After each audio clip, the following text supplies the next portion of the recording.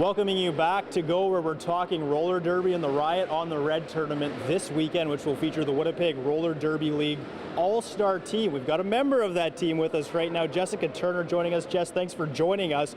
First of all, my first question, nicknames. All you guys go by nicknames, more so than your first or last name, I would say. What is your nickname, first of all, and why is that so common with roller derby, these nicknames? My derby name is Sourpuss. It's getting a little bit less now than it used to be. A lot of people now are going by their last names. Okay. I think it's just because people are taking it more as a legitimate sport. Okay. And it's becoming so much more known now. So people are going by their last names because they just feel more legitimate as an athlete doing that. Okay. I still go by Sourpuss just because I've done it for 8 years. It means something to me, and I like it. But other people, the nicknames are basically because in the beginning it started almost like as an alter ego thing, and a lot of interviews, a lot of write-ups were like nurse by day, derby girl by night, and then that evolved into having like this alter ego for roller derby. Okay. And people brought up nicknames, so. Right. Yeah. So you're a veteran of this league, though. You were saying 8 years. How many teams are in this league, and how often are you guys playing?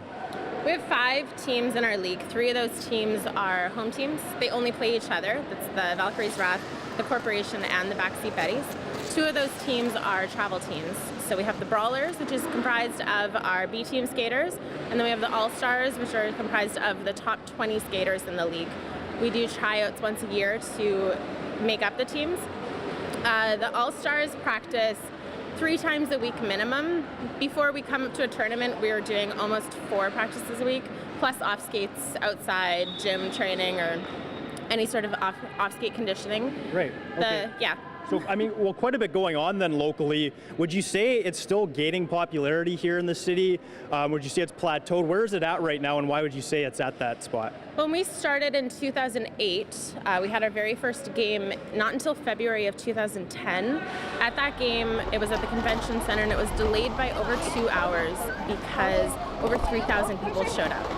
That was a huge moment. We had no idea that it was going to happen, and it ended up being insane. We couldn't hear the refs blowing their whistles. We didn't know what was going on. We didn't hear our penalties because it was so packed. We plateaued a little bit, but we still, after 8 years, we're still meeting people in Winnipeg that don't know we have roller derby. So I'm always shocked when I say to someone that I play roller derby, and they're like, "We have that here?" I'm like, yeah, we have for 8 years.